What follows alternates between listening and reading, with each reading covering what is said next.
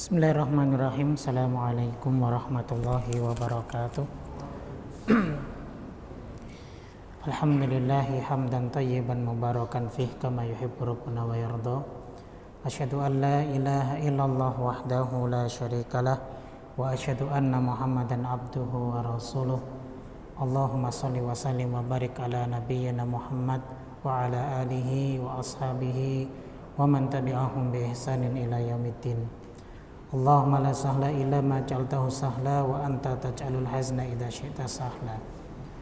Ya wadal kiram rahimakumullah. Alhamdulillah, pertama kita panjatkan syukur kita kepada Allah Subhanahu wa taala yang senantiasa memberikan taufiknya kepada kita sehingga kita tetap berada di atas jalannya. Di antara kewajiban kita adalah kita telah melaksanakan salat maghrib secara berjamaah. Kemudian salawat dan taslim tak lupa kita junjungkan kepada Nabi kita Muhammad sallallahu alaihi wasallam beserta para sahabat beliau dan orang-orang yang istiqamah menjalankan sunnah beliau.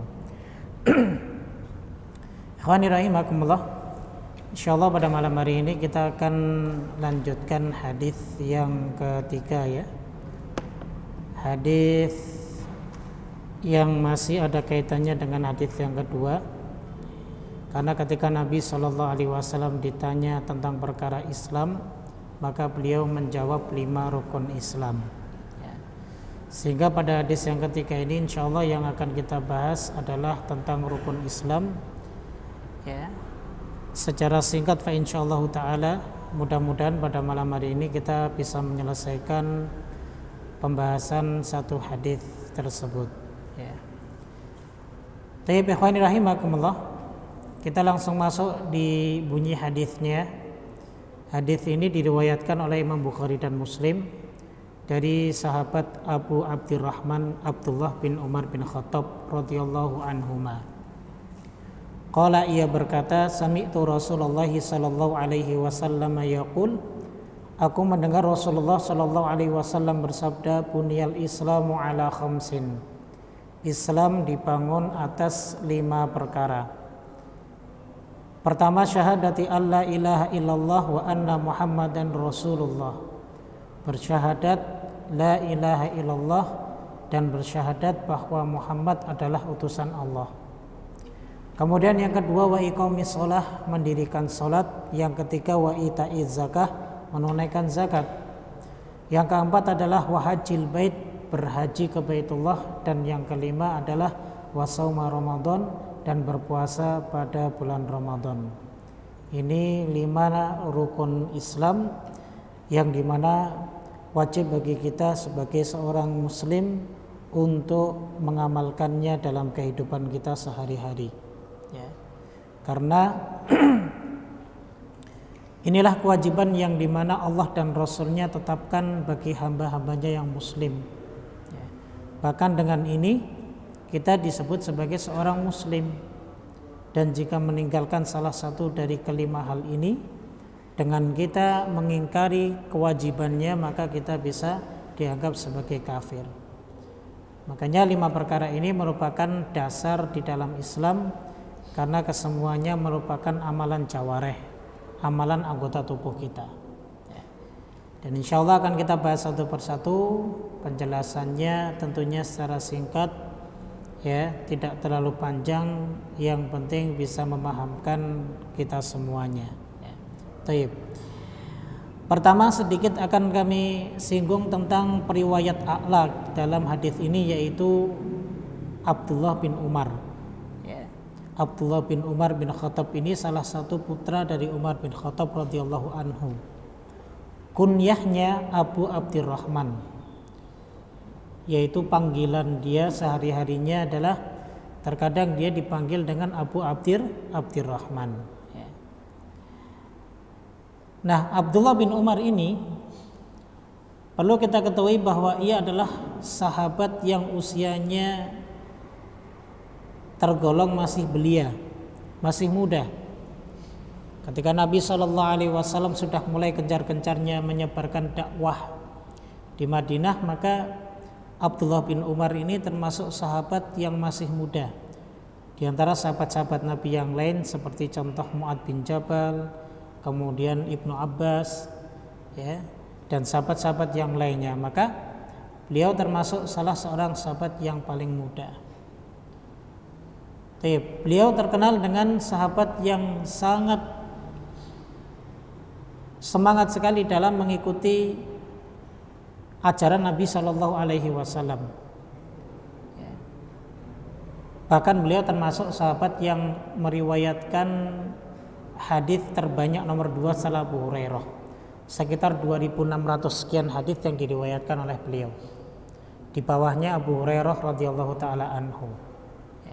Artinya beliau adalah sahabat yang sangat perhatian sekali dengan ajaran dan sunnah Nabi Shallallahu Alaihi Wasallam, sehingga dalam beberapa kesempatan ketika beliau diberi kesempatan untuk mengamalkan apa yang pernah diamalkan oleh Nabi Shallallahu Alaihi Wasallam, langsung beliau amalkan.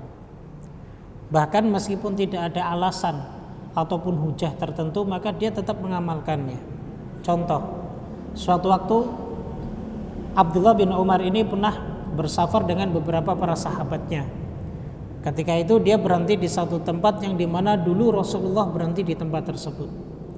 Dulu Rasulullah ketika berhenti di tempat tersebut karena beliau ingin qada'ul hajah, ya, buang hajat, sehingga beliau menjauh dari kerumunan para sahabat yang lainnya.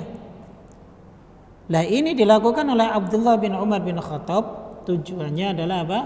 Ittiba'an, untuk mengikuti kebiasaan Rasulullah SAW yang dulu pernah beliau lakukan di tempat tersebut. Padahal Abdullah bin Umar tidak ingin qada'ul hajah, tapi untuk mengikuti apa yang pernah dilakukan oleh Rasulullah, maka ia lakukan. Makanya beliau masyhur terkenal dengan seorang sahabat yang sangat perhatian sekali dengan sunnah-sunnahnya Nabi kita alaihi salatu wassalam. Jadi begitu, ini perawi a'lanya, perawi paling tinggi, yaitu sahabat Abdullah bin Umar bin Khattab radhiyallahu taala anhuma. Tayyib. Ia mengatakan bahwa sami'tu Rasulullah sallallahu alaihi wasallam yaqul, aku mendengar Rasulullah sallallahu alaihi wasallam bersabda.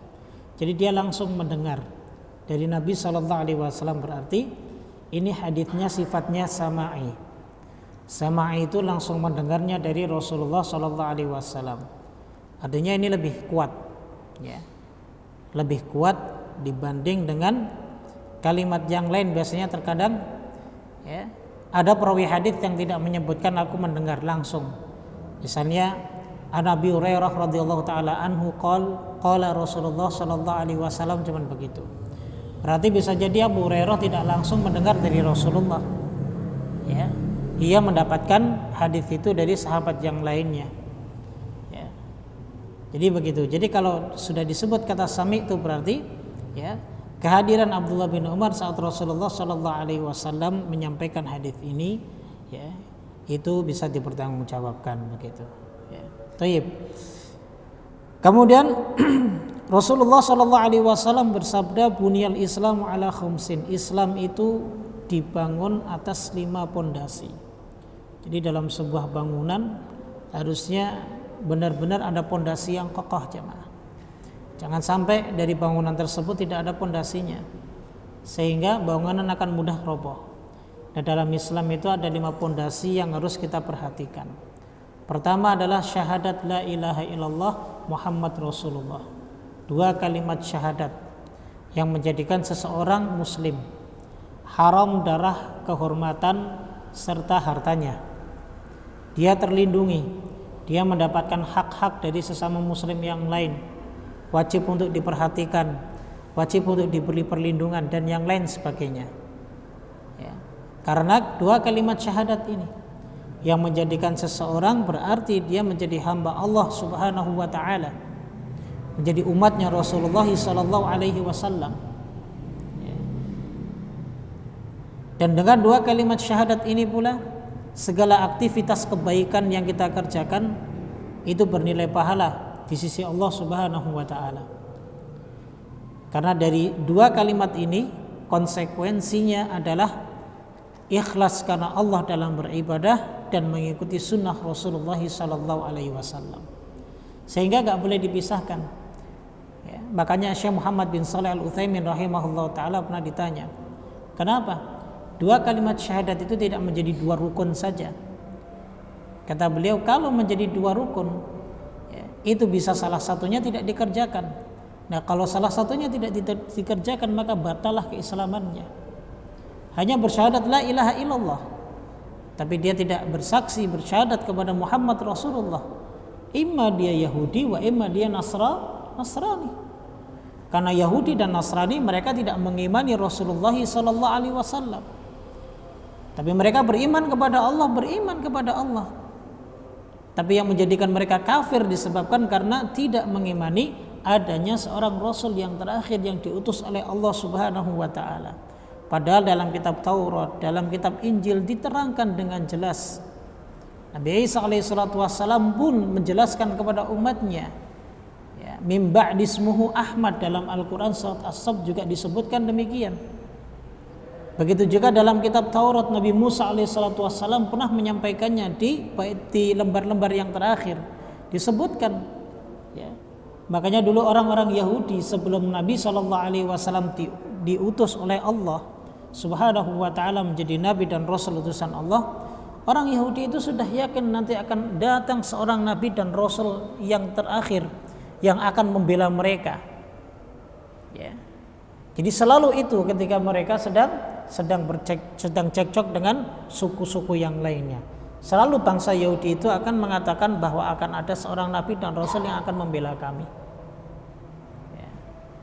Nah, saat lahir ataupun saat diutus bahwa Nabi kita Muhammad sallallahu alaihi wasallam bukan dari garis keturunannya, ya, Bani Israel, nah disitulah akhirnya mereka menolak kenabian dan kerasulan Muhammad sallallahu alaihi wasallam, kafir mereka. Jadi tidak cukup hanya dengan satu syahadat, wajib ya mengakui dua kalimat syahadat. La ilaha illallah yang maknanya tidak ada Rabb yang berhak disembah kecuali Allah. Ya. Dan kemudian Muhammad abduhu wa rasuluh, bahwa Nabi Muhammad sallallahu alaihi wasallam adalah hamba dan rasul utusan Allah Subhanahu wa taala. Biar jelas bahwa beliau itu sama hamba Allah. Beliau bukan Tuhan, sebagaimana ya, keyakinannya umat Nasrani ketika datang seorang nabi dan rasul utusan Allah, mereka menganggapnya sebagai anak Allah Subhanahu wa taala. Ya. Padahal Allah lam yalid wa lam yulad, tidak beranak dan tidak pula diperanakkan. Ini akidah, keyakinan. Sehingga dari keyakinan inilah yang membedakan mereka kalangan Yahudi dan Nasrani. Yang meskipun dalam tanda kutip, ya, dikatakan bahwa agama Yahudi Nasrani itu adalah agama samawiyah. Kenapa? Karena mereka mengklaim Yahudi mengikuti Nabi Musa alaihi salatu wassalam, Nasrani mengikuti Nabi Isa alaihi salatu wassalam.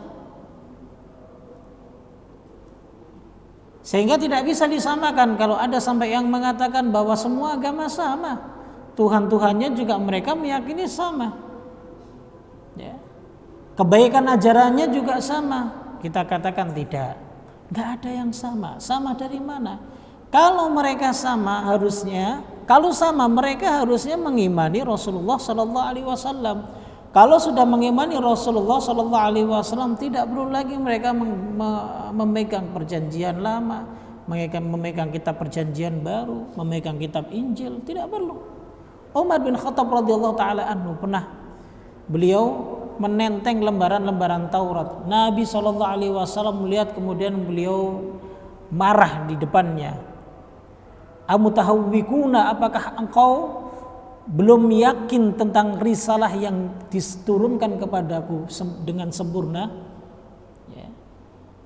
Kata Nabi sallallahu alaihi wasallam, wallahi law kana Musa hayyan ma wasi'ahu an yatba'ani.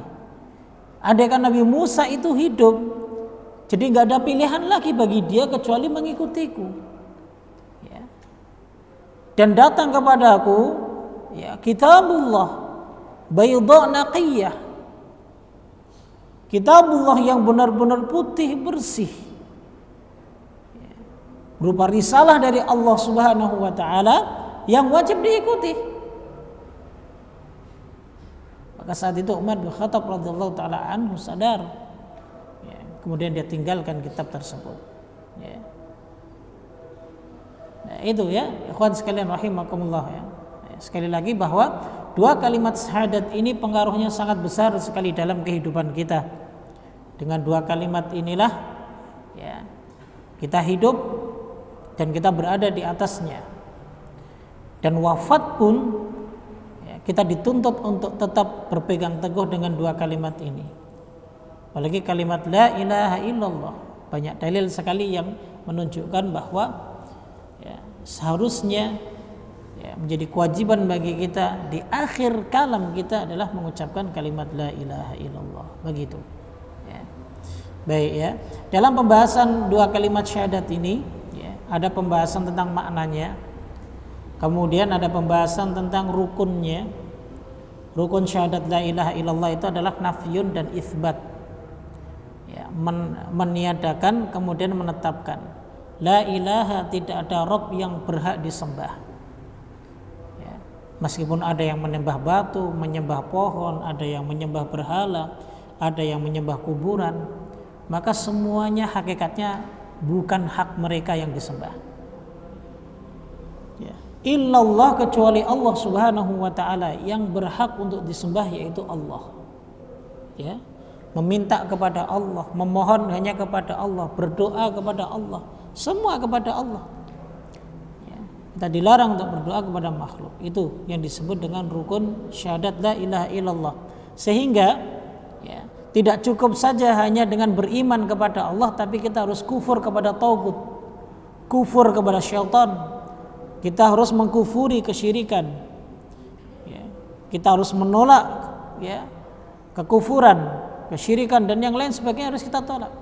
Gak hanya beriman, makanya gak ada kalimat yang menyatakan, lah yang penting kan saya sholat, yang penting kan saya beriman kepada Allah. Tapi di sisi lain, ketika dia sedang dalam kekurangan datang ke dukun, ya, minta-minta kepada dukun. Ya.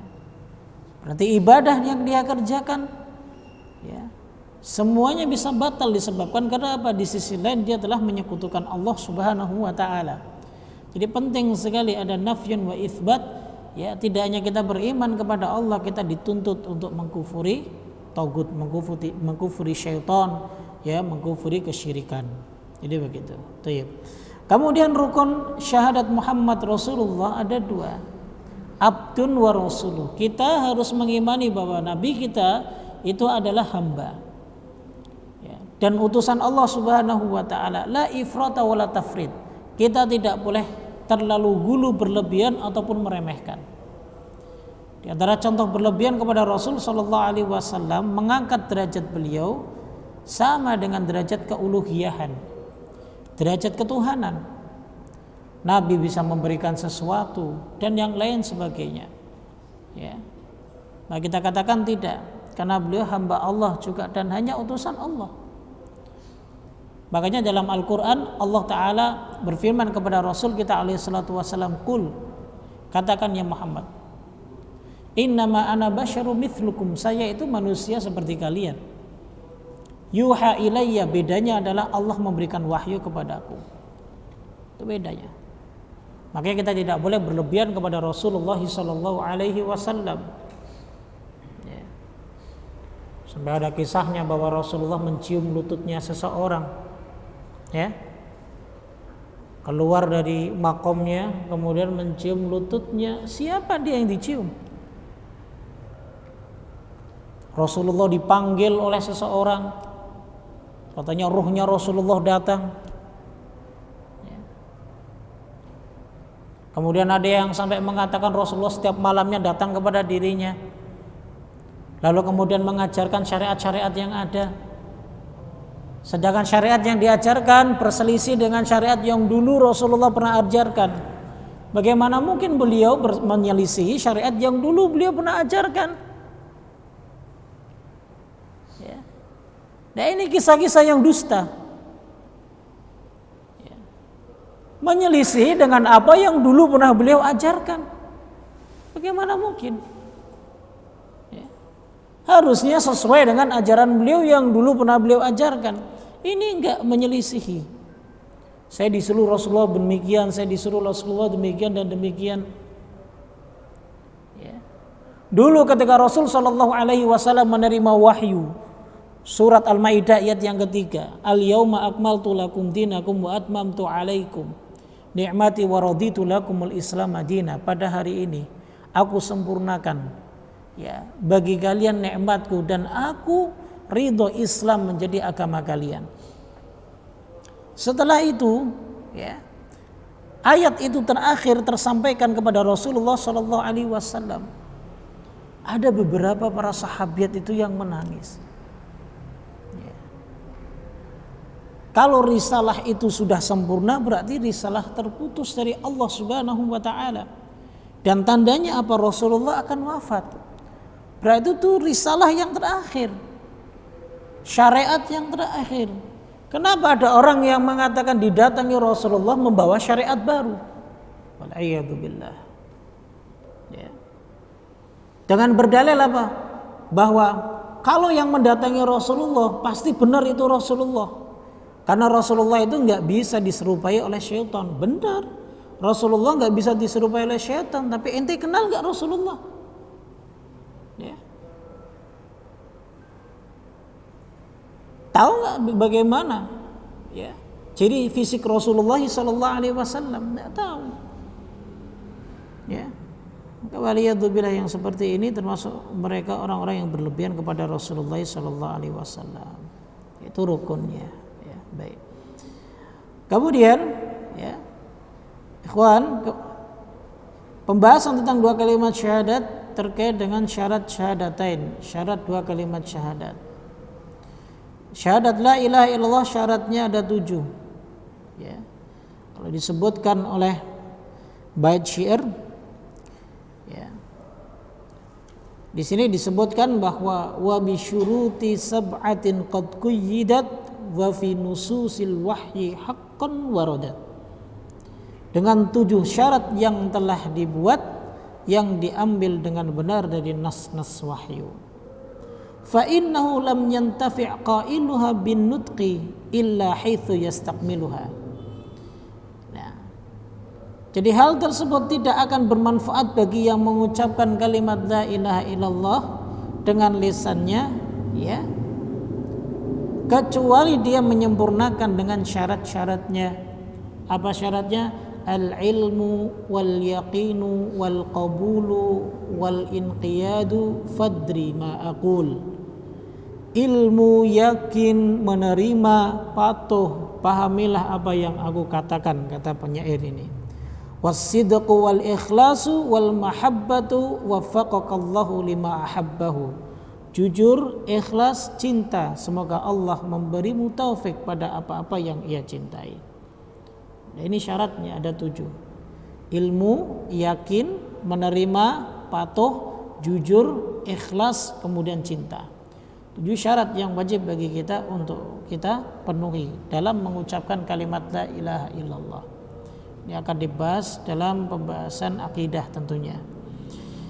Ya. Kemudian syarat syahadat Muhammad Rasulullah, syaratnya banyak. Mengakui kerasulan beliau, mengucapkan dan mengikrarkan dengan lisan, mengikuti ajaran beliau, membenarkan berita beliau, mencintainya melebihi dari cinta kita terhadap diri kita sendiri, mendahulukan sabda beliau dibanding pernyataan manusia yang lainnya.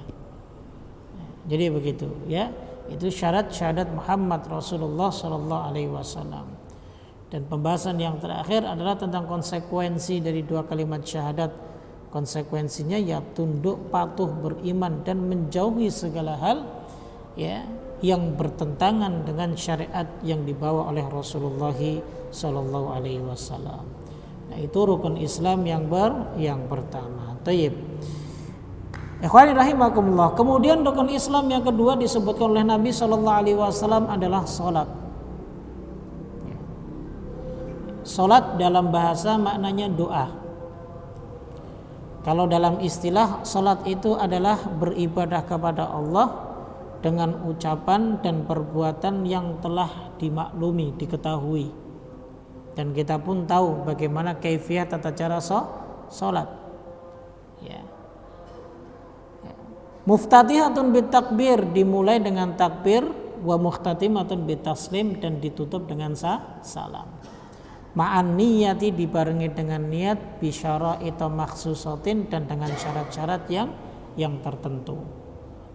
Itu sholat. Gak ada orang yang sholat hanya dalam hati saja. Ente udah sholat, udah. Ya. Kapan? Barusan. Di mana? Dalam hati. Gak ada. Ente udah sholat, udah. Di mana? Di masjid mana? Masjidil Haram. Ente di sini di Indonesia, dia bilang sholat di Masjidil Haram. Ya. Sholat maghrib kita jam 6 tadi. Ya. Di Makkah masih jam 2 siang. Ya. Memang sholat maghribnya jam 2 siang. Ngapain di sana di Masjidil Haram? Ya. Tangkap polisi. Ya. Di swab dulu ente baru. Ya. Boleh masuk ke Masjidil Haram. Jadi ini bukan sholat. Sholat itu ada ucapan, ada perbuatan. Diawali dengan takbiratul ihram, diakhiri dengan salam. Ini sholat. Ya. Selain itu tidak disebut sebagai sholat. Ya. Tayyib. Kemudian kedudukan sholat dalam Islam. Ya. Sholat memiliki kedudukan yang tinggi di dalam Islam setelah 2 kalimat syahadat. Seperti hadis yang sedang kita bawakan, bahwa salat itu ya, mendapatkan urutan yang kedua setelah 2 kalimat syahadat la ilaha illallah Muhammad Rasulullah. Ya. Kemudian yang kedua ya, adalah bahwa orang yang meninggalkan salat itu bisa dihukumi kafir. Ya. Orang yang meninggalkan salat bisa dihukumi kafir. Ada seorang ulama tabi'in yang bernama Abdullah bin Syaqi. Beliau pernah mengatakan, karena ashabun Nabi sallallahu alaihi wasallam, adapun para sahabat Nabi sallallahu alaihi wasallam, la yarawna syai'an minal a'mali tarkuhu kufrun ghairu shalah. Ya. Jadi tidak melihat satu amalan pun yang ketika ditinggalkan bisa menyebabkan kafir. Ya, selain daripada salat. Artinya salat itu ya, menjadi salah satu daripada ya, ciri seorang apakah dia mukmin ataupun dia kafir. Ya, jadi begitu. Kemudian yang ketiga, ada dalil yang menyebutkan bahwa sholat itu amalan yang pertama kali nanti dihisab oleh Allah Subhanahu wa taala pada hari kiamat. Ya. Kata Nabi sallallahu alaihi wasallam, awwalu ma yuhasabu alaihi al-abdu yaumal qiyamah as-shalah. Pertama kali amalan yang dihisab ya, oleh Allah Subhanahu wa taala dari hambanya pada hari kiamat itu adalah salat. Makanya dia kedudukannya tinggi sekali di dalam Islam. Ya. Nah itu ya, itu dalil-dalil yang terkait dengan apa? Keistimewaan dan kedudukan salat dalam Islam. Kemudian yang berikutnya pembahasan tentang salat ini, macam-macam salat. Salat itu dibagi dua, ada salat wajib, ada salat tatawwu atau salat sunnah. Salat wajib ada dua, ada wajib aini dan wajib kifai. Wajib aini itu ya setiap individu wajib untuk menunaikannya, ya, jika dia memenuhi syaratnya. Ya. Contohnya adalah sudah balik, berakal, ya, baik itu dia budak maupun merdeka, laki-laki perempuan, ya, semuanya sama wajib sholat. Itu namanya wajib aini. Kalau wajib kifai itu jika sebagian telah mengerjakannya maka sebagian yang lain enggak dosa. Contohnya yang sering dicontohkan adalah sholat jenazah. Tapi kalau tidak dikerjakan, tidak ada yang mengerjakan, maka semua satu wilayah tersebut berdosa. Makanya disebut wajib kifai. Ya, kemudian yang kedua sholat tatawwu, tambahan, sholat sunnah. Ya, banyak ya. Yang muakkadah, yang ghair muakkadah, ya, sangat banyak sekali, seperti sholat rawatib, sholat hajah, sholat mutlak, tahiyatul masjid, ya, sholat setelah wudhu 2 rakaat, qiyamul lail, tahajud, sholat witir dan yang lain sebagainya, qobliyah subuh. Maka ini yang disebut dengan sholat sunnah. Artinya jika ditinggalkan dengan sengaja pun tidak berdosa. Gitu. Taib. Kemudian pembahasan berikutnya adalah tentang hukum meninggalkan sholat. Nah, hukum meninggalkan sholat ini tergantung keadaan. Para ulama membagi menjadi dua. Keadaan pertama, kalau dia mengingkari kewajiban sholat, kafir. Sepakat para ulama, nggak ada yang berbeda. Ditanya, ayo sholat, nggak mau sholat. Kenapa? Nggak wajib sholat, kafir dia. Karena menyelisihi nas. Allah dan Rasulnya mewajibkan, kok dia justru mengatakan tidak wajib. Kafir hukumnya. Nah, kemudian keadaan yang kedua, jika dia meninggalkannya karena malas. Ya. Ada dua pendapat. Mayoritas ulama mengatakan fasik, tapi tidak dengan Imam Ahmad dan salah satu pendapat Imam Syafi'i ya, mengatakan bahwa hukumnya tetap kafir. Tetap kafir. Sebagaimana dalam Al-Quran surat At-Taubah ayat yang 11, fa in tabu wa aqamus shalah wa atawuz zakah fa ikhwanukum fiddin. Kalau mereka taubat, mendirikan salat, menunaikan zakat, maka mereka saudara kalian seagama. Jadi kalau belum taubat, ya berarti mereka masih tetap kafir. Ini dalilnya Imam Ahmad dan salah satu pandangannya Imam Syafi'i rahimahullah taala. Tapi yang jelas saya masukkan rahimahullah. Kalau kata Ibnu Qayyim Al-Jauziyah rahimahullah taala, para ulama sepakat ya, hati-hati kita meninggalkan sholat. Dosa orang yang meninggalkan sholat itu lebih besar daripada dosa berzina, lebih besar daripada dosa mencuri, lebih besar daripada dosa merampok, lebih besar daripada dosa-dosa yang lainnya. Ini dosa meninggalkan sholat. Makanya hati-hati, jangan sampai kita meninggalkan sholat ya, meskipun kita hanya sifatnya meremehkan, tidak menolak kewajibannya, tapi hati-hati jangan sampai kita meninggalkan ibadah sholat. Intinya begitu. Wallahu a'lam bishawab. Tayyib.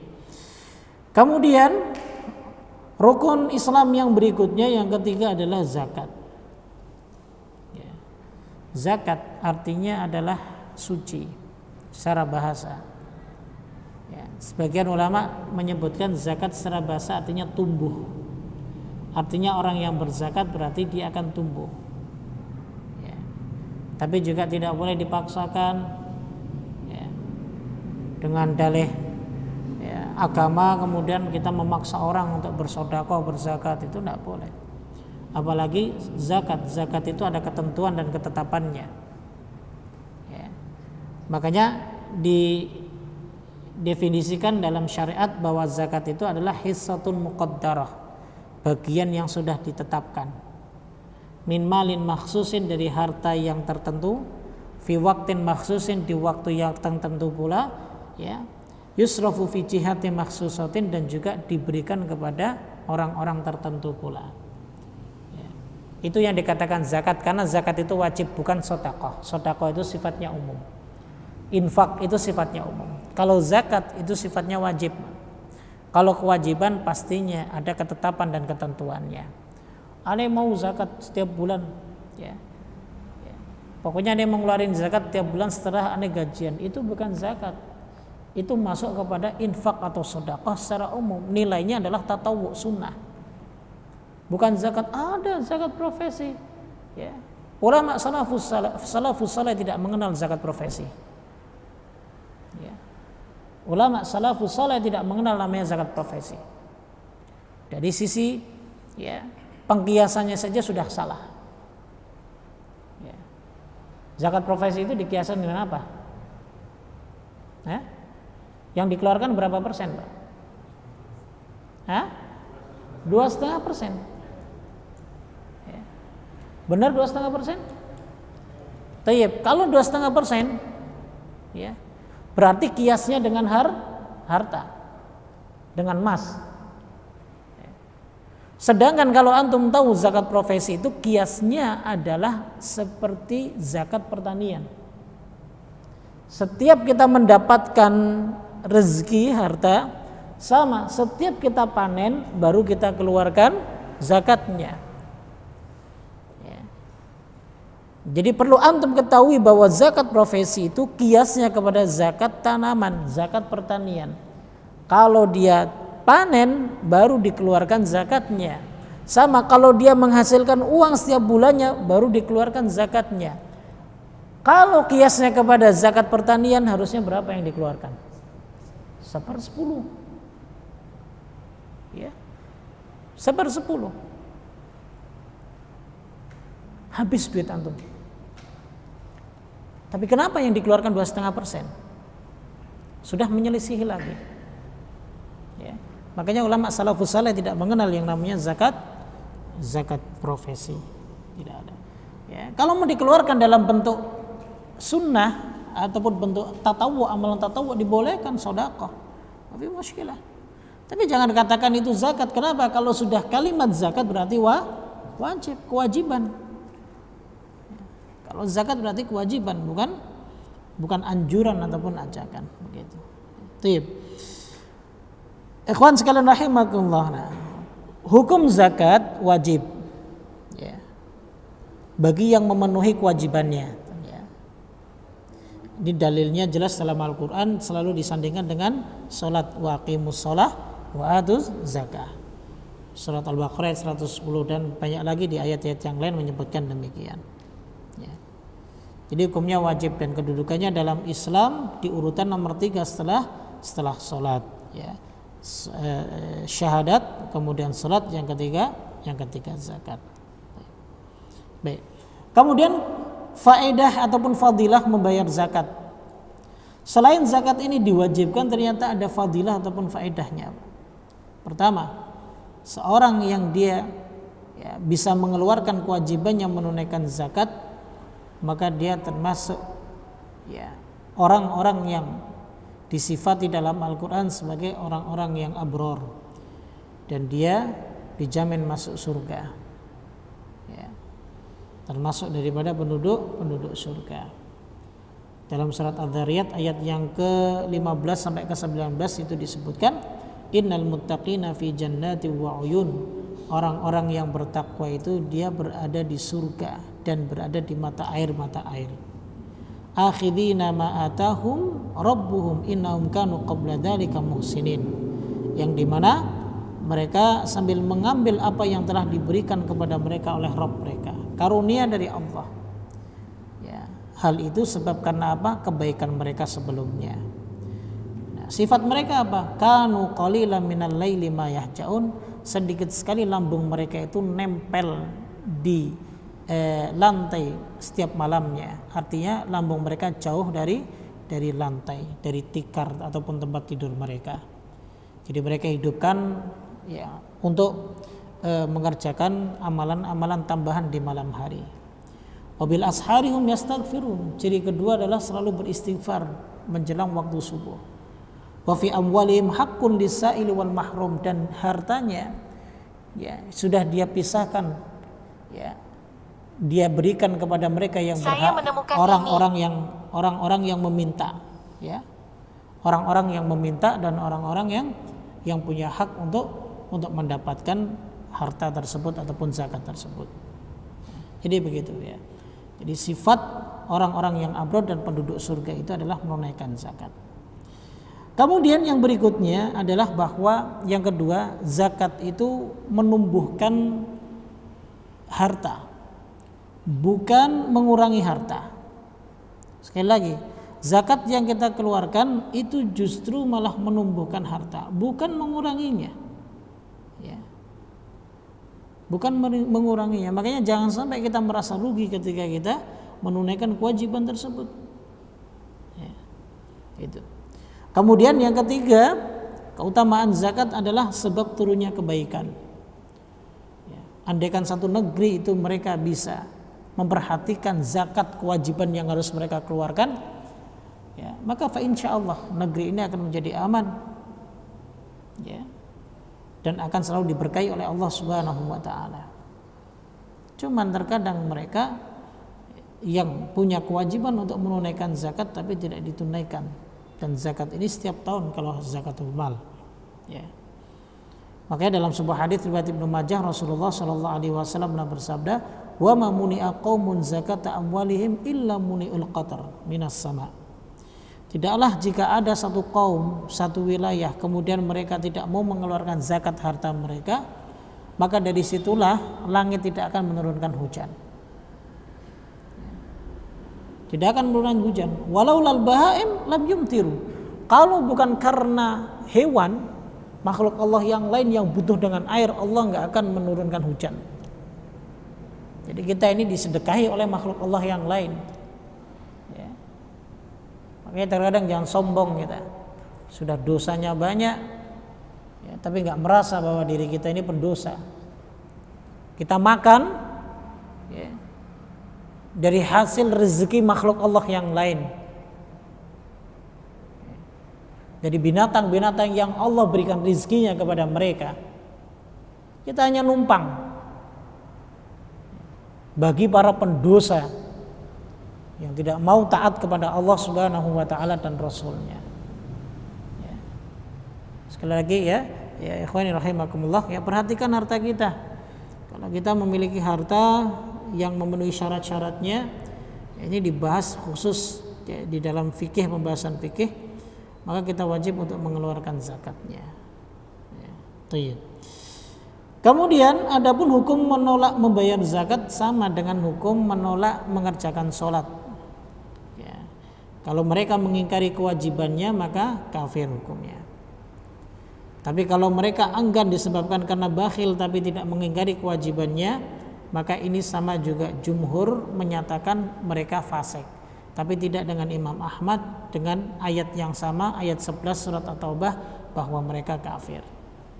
Tapi jumhur mayoritas ulama mengatakan mereka fasik.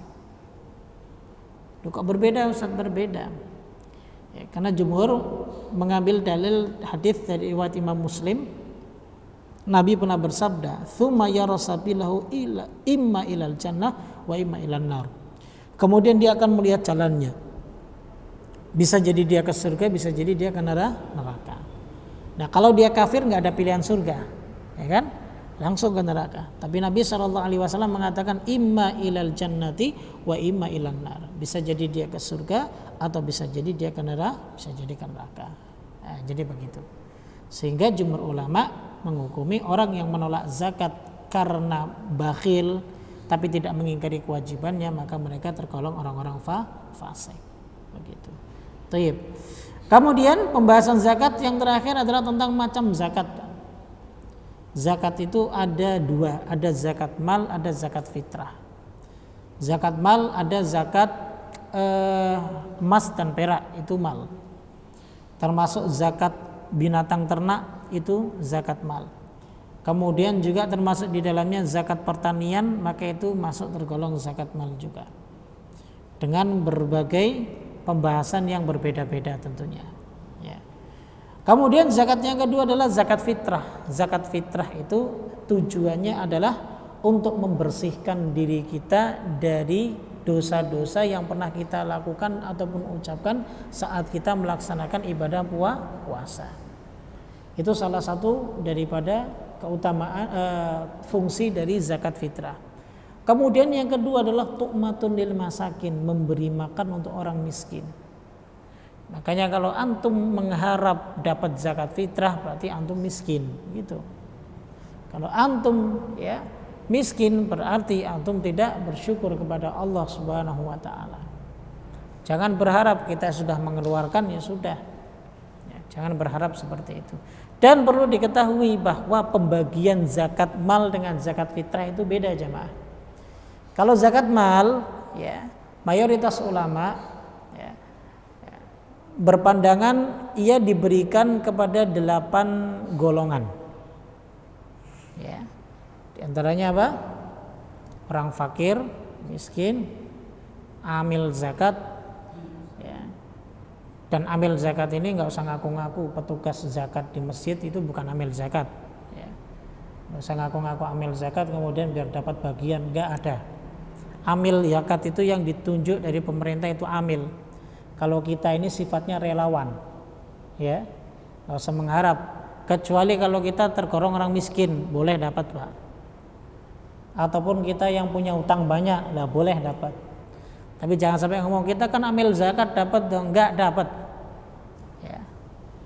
apalagi zakat malnya banyak, ya 100 juta, waduh ambil zakatnya nih. Jangan berharap, ya. Jadi amil zakat tidak mendapatkan, ya, kalau dia tidak ditunjuk pemerintah, berarti kita ini relawan, bukan amil. Nah. Kemudian wal muallafati qulubuhum, yang hatinya butuh dilunakkan. Contoh orang yang baru masuk Islam. Terkadang bukan orang yang baru masuk Islam, orang yang sudah muslim kalau kita ingin lunakkan pun bisa. Misal ini tetangga suka ganggu masjid Jihadul Akbar, misal dilunakkan hatinya, kasih zakat mal. Dia jadi simpati, Masya Allah ya Jihadul Akbar ya masjidnya ya, boleh. Tetangga gak pernah ke masjid, kita kasih zakat mal, ya. Kita kasih zakat mal, jadikan mereka sebagai mu'allafah qulubuhum. Para ulama mendefinisikan makna mu'allaf itu tidak hanya mereka yang baru masuk Islam, tidak. Terkadang salah kita aja, itu mu'allaf tapi udah 10 tahun masuk Islam, bilang mu'allaf, bukan mu'allaf lagi, ya. Itu mu'allaf itu yang dikhawatirkan, ya, hatinya itu akan condong kepada agama sebelumnya, ya. Ataupun hatinya akan condong kepada agama yang lain, ini disebut mu'allaf. Makanya istilah mu'allaf itu terkadang yang baru masuk Islam ataupun orang Islam itu sendiri juga disebut dengan mu'allaf. Kemudian wa fir riqab. Riqab itu untuk membebaskan budak, ya. Itu boleh harta zakat mal. Wal gharim. Gharim itu orang yang punya hutang. Nah, itu dizakati. Ya. Zakati. Antum punya uang 100 juta. Zakatnya dikeluarkan setahun sekali, ya. Nisabnya 85 gram emas 24 karat. Kira-kira 100 juta itu sudah seharga itu enggak? Belum. Kalau sudah seharga itu berarti wajib dikeluarkan. Punya uang, ya, pada bulan Dzulhijjah 1443 Hijriah. Bulan Dzulhijjah berikutnya wajib dikeluarkan zakatnya. 2,5%. 100 juta berapa berarti Pak? 2 juta setengah. 2 juta setengah. Samping kita ada orang kaya, duitnya banyak, 1 miliar, utangnya 3 miliar. Gharim nggak dia? Gharim nggak? Orang terlilit hutang nggak? Ya enggak lah. Terlilit hutang itu yang nggak bisa makan. Orang yang terlilit hutang karena bergaya itu bukan orang terlilit hutang, Pak. Dia bikin hutang sendiri dia, ya. Ada nggak orang seperti itu? Ada. Dia hutang di bank 100 juta misalnya. Tujuannya buat apa? Buat beli mobil. Itu namanya bukan gharim. Ya, sekali lagi orang yang gharim, orang yang punya hutang sebab karena untuk kebutuhannya. Itu disebut gharim. Ya. Ya. Kemudian wa fi sabilillah, mereka yang berjalan di jalan Allah, ini sangat banyak sekali, ya. Kita santuni anak-anak yang mereka belajar, ya, di jalan Allah Subhanahu wa taala, termasuk di dalamnya itu kita santuni. Kemudian wa ibnu sabil itu mereka yang dalam perjalanan, maka itu bisa diambil dari zakat mal. Nah, jadi begitu, itu untuk zakat mal. Nah, kalau zakat fitrah itu untuk, ya, jumhur, ya, berpendapat itu untuk orang fakir dan miskin saja. Karena hikmahnya adalah tu'matun lil masakin, memberi makan untuk orang-orang miskin. Tapi pendapatnya Imam Syafi'i tidak. 8 golongan pun mendapatkan zakat fitrah tersebut. Begitu. Wallahu taala alam bisawab, tapi yang jelas, ya, bahwa pandangan pendapat yang paling dipilih oleh mayoritas ulama, ya, tentunya bagi hanya untuk orang-orang fakir dan miskin saja. Karena agar supaya hari besok, hari raya itu mereka bisa merasakan senang, tidak merasakan kelaparan. Semuanya bisa merasakan kesenangan, karena itu merupakan Aid muslimin, hari rayanya orang-orang muslim, sehingga jangan sampai ada kesedihan di antara mereka. Wallahu a'lam bishawab. Ternyata tidak selesai. Insyaallah kita akan teruskan lagi, ya, di pertemuan yang berikutnya. Tayyib, sebelum saya tutup mungkin ada yang perlu ditanyakan, silakan. Ya. Assalamualaikum.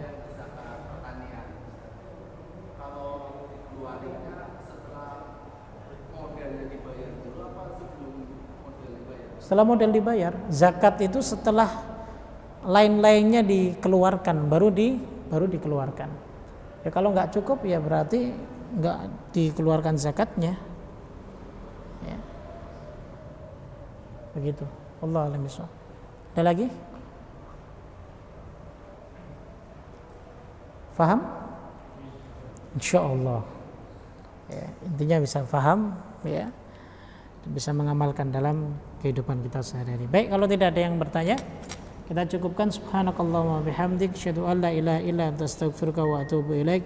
Assalamualaikum warahmatullahi wabarakatuh.